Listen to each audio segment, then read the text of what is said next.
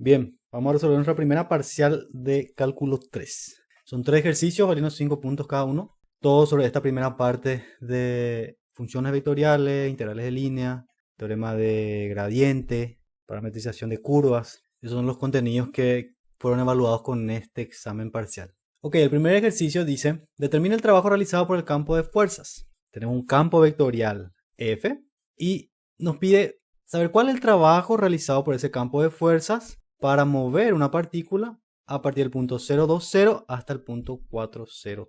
Bien, tenemos que recordar acá que para calcular el trabajo, la función escalar del trabajo realizado por un campo vectorial, un campo de fuerza en este caso, sería la integral de línea sobre la trayectoria del campo vectorial evaluado en la trayectoria por diferencial función de la trayectoria. Ok, fíjense que nos dice a lo largo de una recta que une el punto 0,20 al punto 4,03. Nosotros podríamos parametrizar esta recta, obtener ahí la función de la trayectoria, la función de la ecuación de la recta, y evaluar eso, reemplazar acá en el campo vectorial, hacer este producto escalar y todo lo demás, y hallar un resultado.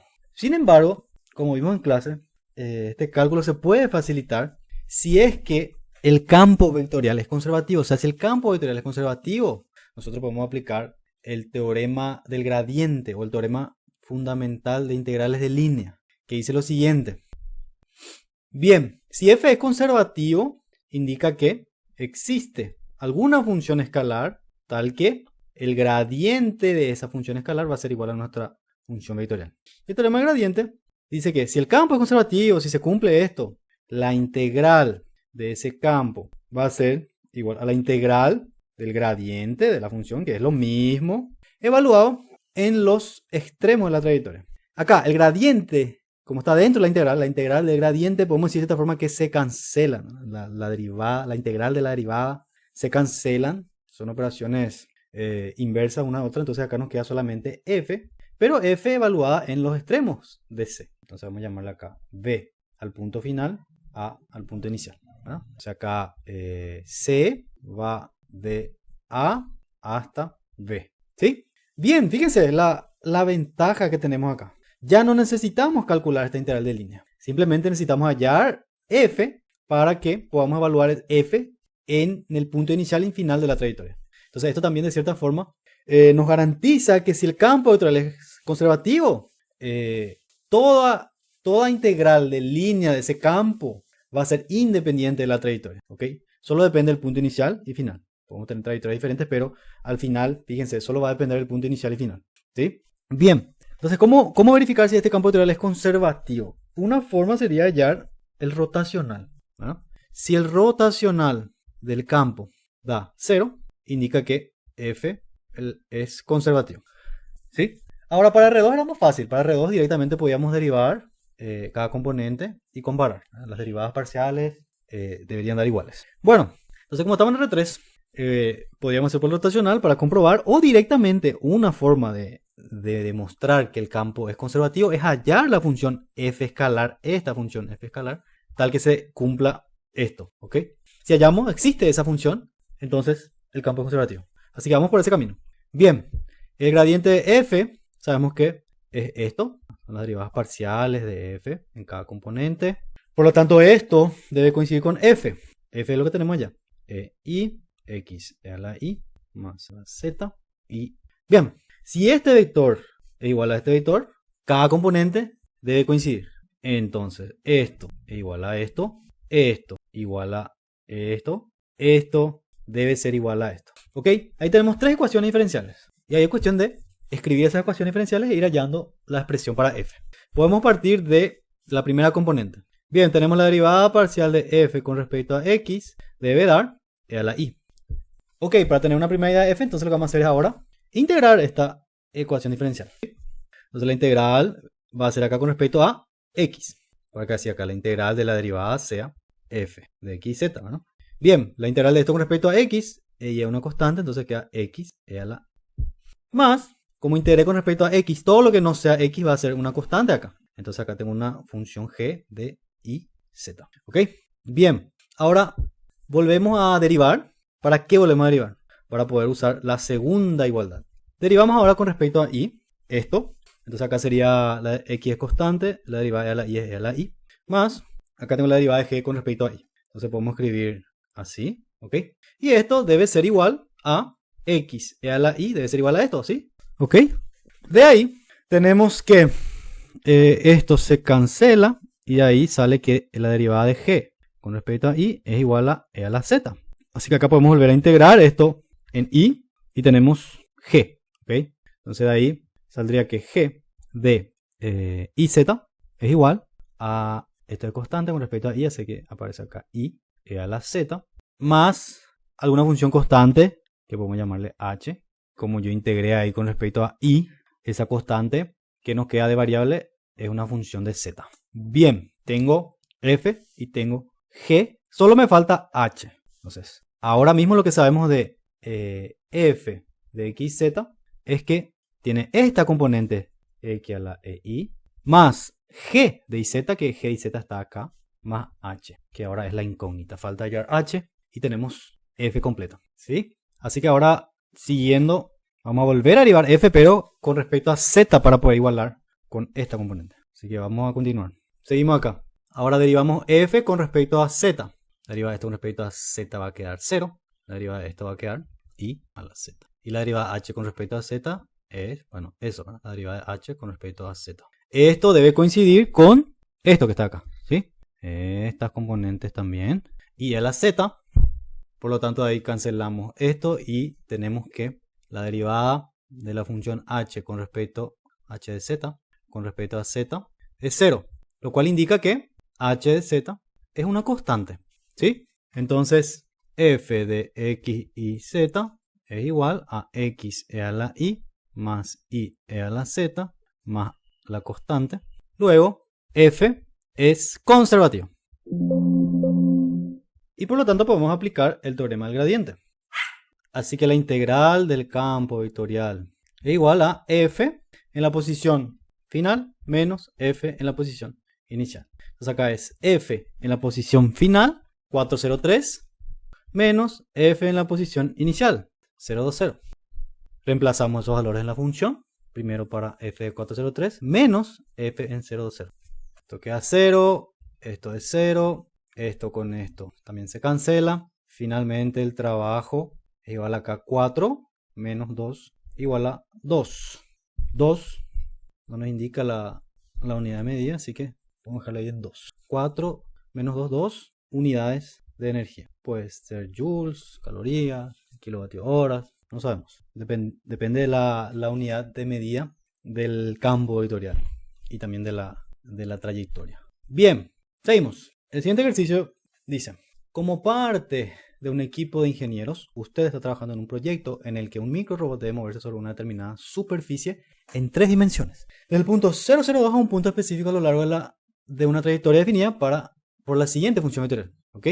Tengo una función vectorial que me va a definir la trayectoria del robot en metros. Casi tenemos la unidad de medida. Se están probando 3 tipos de baterías, cada una de ellas con diferentes autonomías, máxima distancia recorrida con una carga. Esas distancias son 5pi, 10pi, 18pi metros respectivamente. Se le designó la tarea de identificar la posición exacta del microrobot al acabarse su batería para los 3 casos. Bueno, acá tenemos una distancia recorrida, o sea, una longitud.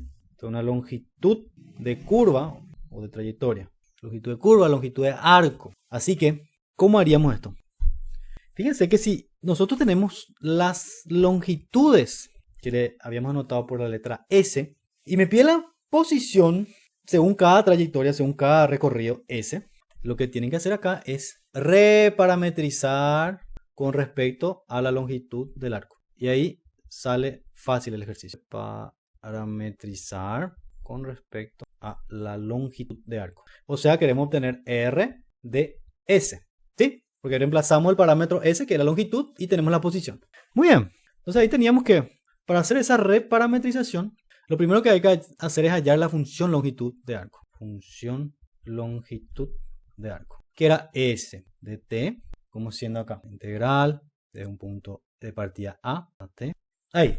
Esa es nuestra función longitud de arco. Primero tendremos que considerar la función R de U. ¿Por qué U? Porque primero vamos a integrar eso, vamos a llegar a la función y luego parametrizamos con respecto a T. ¿sí? Luego reemplazamos la t al evaluar la integral definida. Entonces tenemos 2 seno de t, 4t, 2 seno de u, ¿verdad?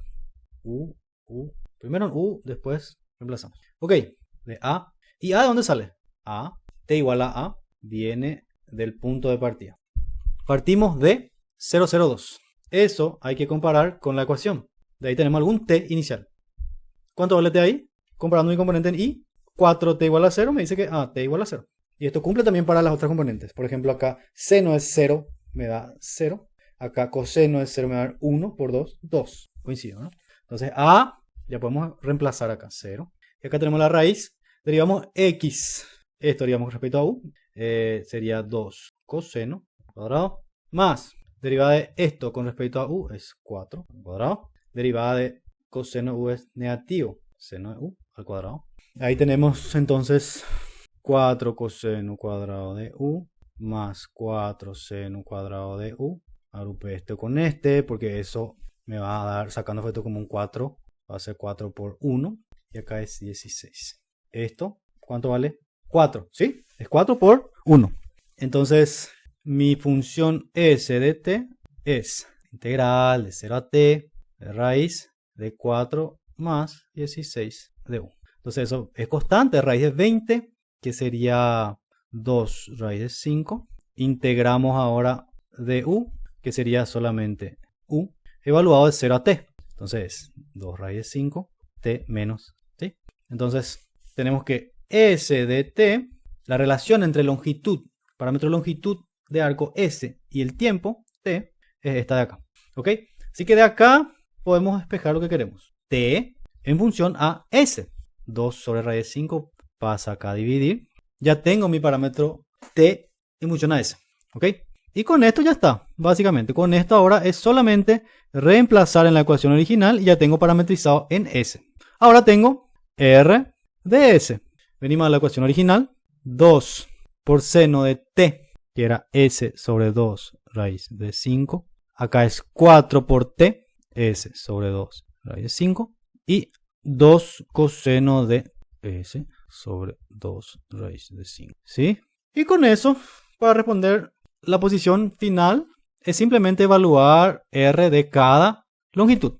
O sea que, para la primera batería, sería r de 5pi. Reemplazamos acá. 2 seno de 5pi sobre 2 raíz de 5. 4 por 5pi. Va a quedar, bueno, acá puedo simplificar. 2.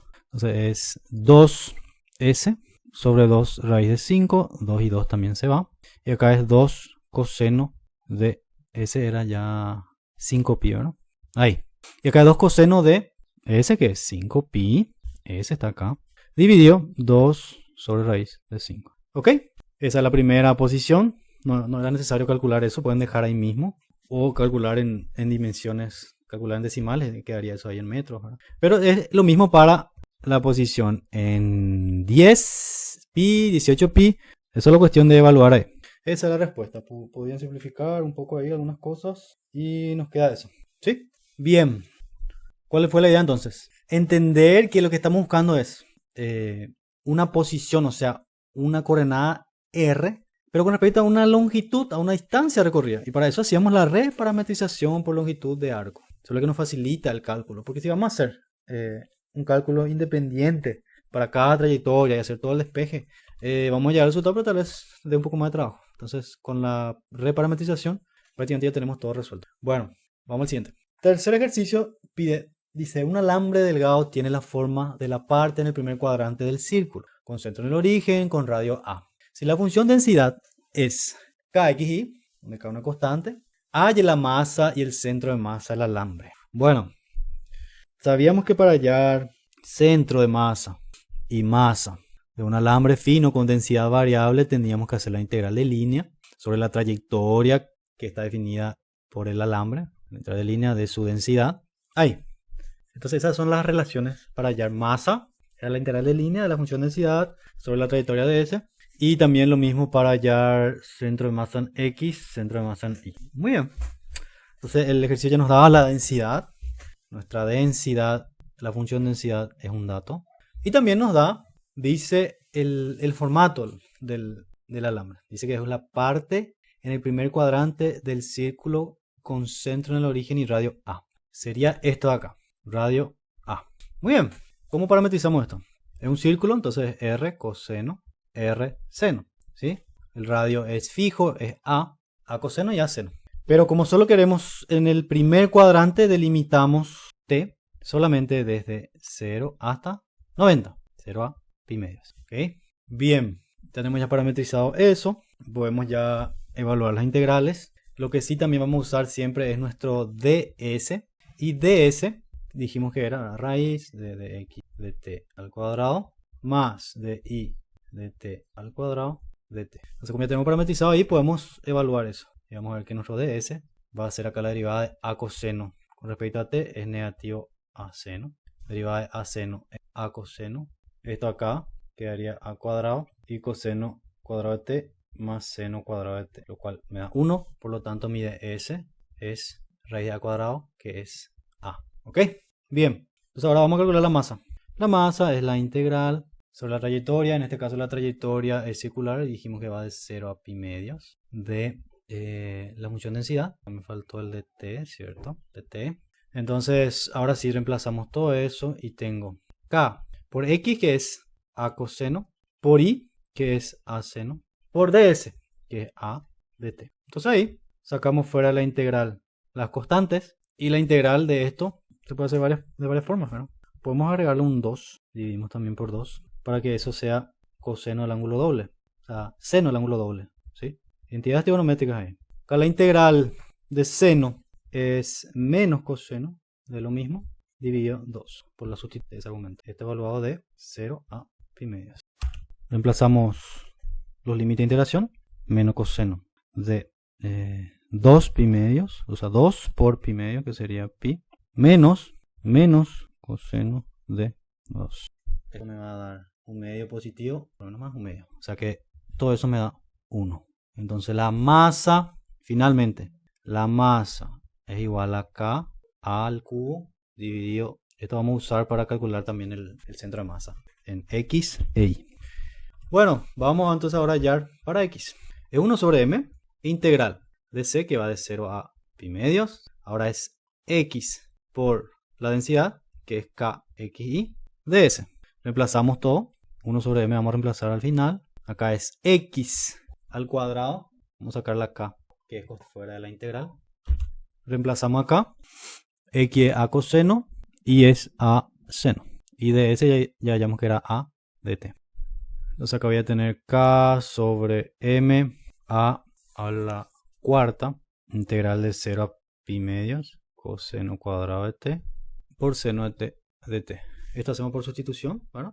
Vamos a hacer u igual a coseno. Entonces de u es igual a negativo seno de t. Básicamente lo que vamos a integrar ahí entonces es, acá el negativo, integral de 0 a pi medios de u al cuadrado de u, este negativo vino de acá. Entonces ya integrando, tengo u al cubo dividido 3, evaluado de 0 a pi medios. Coseno de pi medios al cubo, menos, ya todo esto dividido 3, menos coseno de 0, también al cubo, dividido 3. Esto acá me va a quedar 0, y esto acá me va a quedar negativo 1. Entonces acá me va a quedar negativo, negativo, va a quedar positivo. K a la cuarta sobre 3m. Reemplazando m de la parte anterior, de la parte A, m valía Ka al cubo sobre 2. ¿Sí? Cancelamos. Queda 2a sobre 3. ¿Sí? X, la coordenada X del centro de masa es 2a sobre 3. El mismo proceso hacemos para Y. Reemplazamos m de nuevo y nos da el mismo resultado. Entonces se va. Nos da 2a sobre 3. ¿Y qué significa eso? De que el centro de masa está en la coordenada 2a sobre 3 en X, 2a sobre 3 en Y. ¿Ok? Con masa igual a Ka al cubo sobre. Ahí terminó. Bien. Espero que les sirva y que aprovechen y vuelvan a hacer el examen, que les sirva un poco como práctica esto.